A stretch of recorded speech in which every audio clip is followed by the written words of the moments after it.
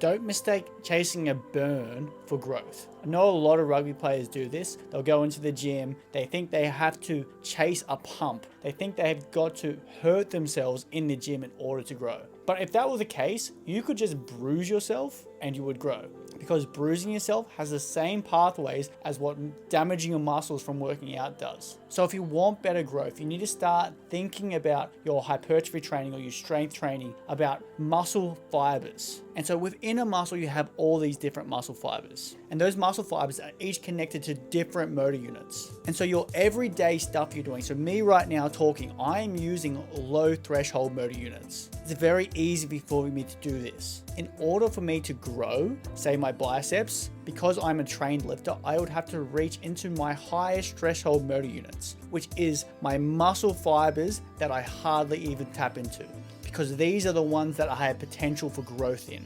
When you first start strength training, you start tapping into those medium threshold motor units, so the ones that you aren't using daily, which makes it very easy to get results. And the way most people train is they actually stay in those medium to high. They don't get into the highest threshold. They don't get the most out of their bodies. So say I'm doing a drop set, right? Say I'm doing a bicep curl and then I'm going straight into another bicep curl.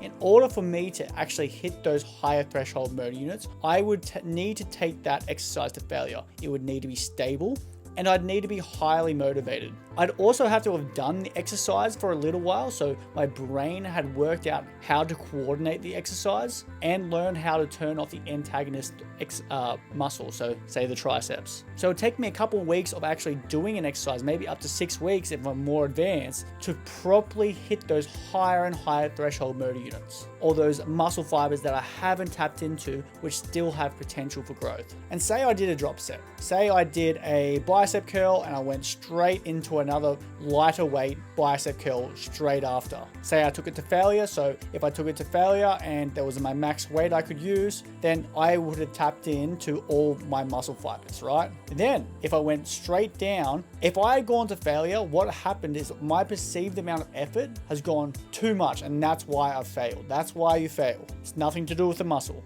And so then if I did another drop, so if I did a drop set straight after that, I'm not actually going to be getting into those higher threshold motor units, okay? Those muscle fibers I want to be tapping into. I'm actually going to be dropping down back into lower threshold because my level of effort has been so high. But what I'm doing is I'm actually causing a whole lot of extra fatigue, which is then going to slow my results, because then I'm not going to be able to train again very soon. And so I think if you can understand the mechanisms of what you're trying to do in the gym, you can actually get way better results. Rather than just copying people what they do on Instagram, actually start to learn the mechanisms of why you're doing something. What are you trying to get out of each exercise? What is the adaptation? Is it a strength adaptation, which there are 6 different adaptations, or is it something else? Or is it a speed adaptation? So there's lots of exercises you can pick out there. Some will bring far better results than others.